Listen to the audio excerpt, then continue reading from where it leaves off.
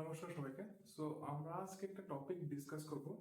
এটা হচ্ছে গিয়ে fundamental issues of rural development.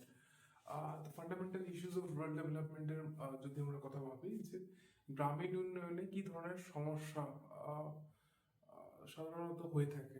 আহ, তো আমি সবাইকে রিকোয়েস্ট করবো যারা এই ভিডিওটি দেখছেন, প্লিজ ভিডিওটি পোস্ট করে একটা হোয়াইট পেপারে আপনি কি কি ধরনের সমস্যা হতে পারে রাইট ডাউন করুন। ধন্যবাদ। আশা করছি সবাই এই প্রসেসটা কমপ্লিট করেছেন। তো চলুন ডিসকাস করি আমরা। তো ফান্ডামেন্টাল ইস্যুস অফ রুরাল ডেভেলপমেন্টের মধ্যে যে অন্যতম জিনিসগুলি আসে তার মধ্যে অন্যতম হচ্ছে পোভার্টি। পোভার্টি শব্দের যদি বাংলা আমি অর্থ খুঁজি তাহলে হচ্ছে দারিদ্রতা। দারিদ্রতা শব্দটি আমরা ভালোভাবে বুঝতে পারি যখন কোনো আমরা এখন যে এক্সাম্পলগুলো ডিসকাস করব সবগুলো সামাজিক ভিত্তিতে, মানে সোসাইটির মধ্যে কি ধরনের হতে পারে ওগুলোর উপর ডিসকাস করব। তো যদি আমি পোভার্টির কথা বলি, দারিদ্রতার মধ্যে যেমন কোনো একটা ফ্যামিলিতে যদি আমি ধরি, পরিবারের মধ্যে দারিদ্রতার জন্য উনি পড়াশোনা করতে পারেননি, ঠিক আছে। দ্যাট মিনস মানে আমরা কি বুঝতে পারছি, ওই যে ফ্যামিলিটাতে আছে ওটাতে অর্থের অভাব হতে পারে, খাদ্যের অভাব হতে পারে, যার কারণে উনি আর পড়াশোনা শিক্ষা অর্জন করতে পারেননি।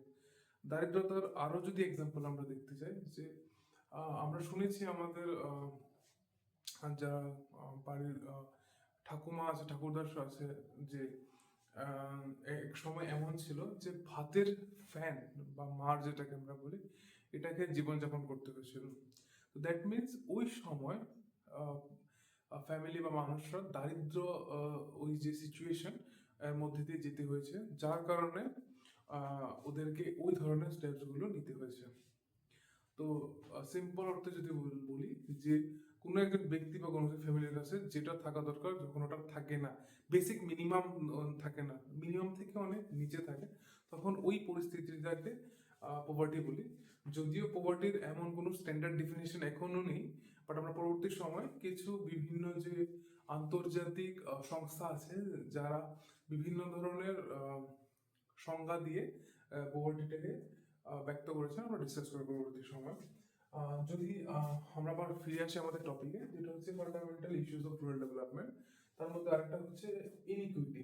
ইনইকুইটি শব্দের অর্থ হচ্ছে কি, যে যেটা থাকা দরকার কোনো একটা সামাজিক বা কোনো একটা মানুষের কাছে ওটা নেই, বা ওটার অ্যাক্সেস পাওয়া যাচ্ছে না। যদি সাধারণ এক্সাম্পল আমি বলি, যেমন একটা আরবান এরিয়া আর একটা রুরাল এরিয়া, ঠিক আছে। আরবান এরিয়াতে স্কুলগুলোর মধ্যে ঠিকঠাক ফ্যাসিলিটি আছে, টিচার্স আছে, টয়লেট আছে, তারপর বিভিন্ন যে আদার এসেনশিয়ালস থিং যেগুলো থাকা দরকার ওগুলো সবগুলো আছে। বাট আমি যদি রুরাল এরিয়ার স্কুলের কথা বলি, ওই ক্ষেত্রে ওই ফেসিলিটিগুলি থাকার সম্ভাবনা একটু কমে যায়, ঠিক আছে। তো এগুলো হচ্ছে ইনইকুইটি। দেখুন, সেমই স্কুল, বাট একটা যেহেতু আরবান, একটা রুরাল এরিয়াতে, তার মধ্যে যে সুযোগ সুবিধাগুলো থাকা দরকার ওগুলো নেই। তো this is a proper example of inequity. Then আমরা বলি আনএমপ্লয়মেন্ট এখনের সমাজে সবথেকে অন্যতম একটা হট টপিক। আমরা রিসেন্টলি বিহারের ইলেকশনও দেখেছি যে আনএমপ্লয়মেন্ট একটা এখানে ভালো বড় টপিক। বিকজ সমাজে যদি আমরা দেখি যে পপুলেশন দিন দিন বাড়ছে, সো পপুলেশন যখন দিন দিন বাড়বে, তো ওই সমাজের যে জব সিকার্সরা আছে তাদের সবচেয়ে তারা খুঁজবে যে কোথায় কর্মসংস্থান হতে পারে। সো আমি আনএমপ্লয়মেন্টটাকে যদি বলি, এটা কি ইস্যু হচ্ছে গিয়ে fundamental issue of rural development. Unemployment হচ্ছে গিয়ে যে সমাজের মধ্যে কর্মসংস্থানের অভাব, ঠিক আছে। এটা সিম্পল মিনিং হচ্ছে আনএমপ্লয়মেন্ট, এটা একটা issues, fundamental issues of rural ডেভেলপমেন্টের মধ্যে। আরটা হচ্ছে গিয়ে 4 নম্বর, যদি ডি নম্বর যদি ধরি তাহলে হচ্ছে এক্সক্লুশন। এক্সক্লুশন এটা একটা অল্টারনেটিভ ওয়ার্ড যদি বলি, অপোজিট ওয়ার্ড ইনক্লুশন। এক্সক্লুশন মানে হচ্ছে বাদ দেওয়া।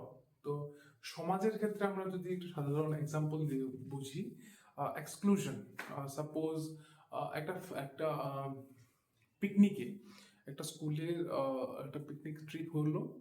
ট্রিপের মধ্যে কথা ছিল যে 50 জন যাওয়ার কথা, কিন্তু যেদিন পিকনিকের দিন আসলো ওই দিন একজনকে ছেড়ে বা সাপোজ 5 জনকে ছেড়ে ওই পিকনিকে বাকিরা চলে চলে গেল, বাকি 45 জন।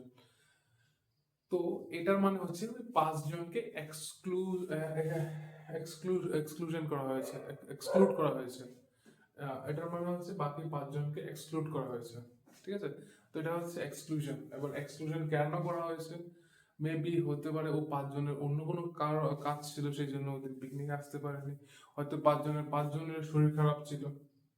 তো এক্সক্লুশনের অনেক ইস্যু হতে পারে, বা হতে পারে যে 45 জন আছে ওদের মধ্যে আহ, অনেকে বলেছে যে ওই 5জনকে না নিয়ে গেলেই ভালো, বিকজ ওই 5জন খুব দুষ্ট।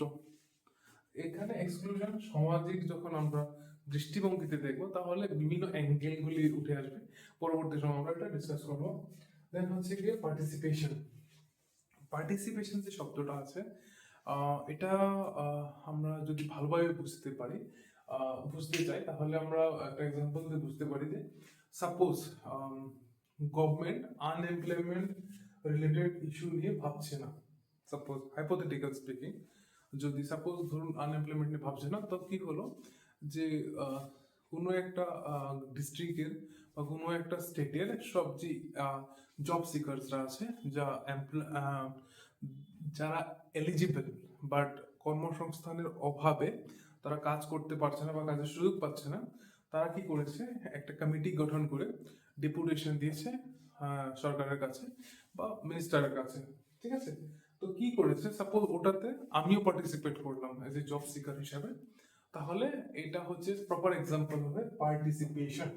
আমি ওই জিনিসটাতে পার্টিসিপেট করেছি।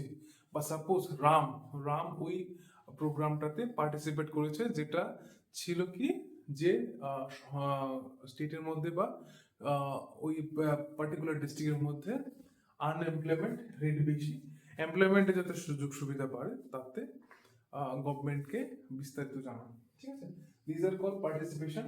আমরা গ্রামীণ অধ্যয়নের মধ্যে একটা পপুলার জিনিস আছে পার্টিসিপেটরি রুরাল অ্যাপ্রাইজাল বলে, এটা আমরা বিস্তারিত পরবর্তী সময়ে আলোচনা করব।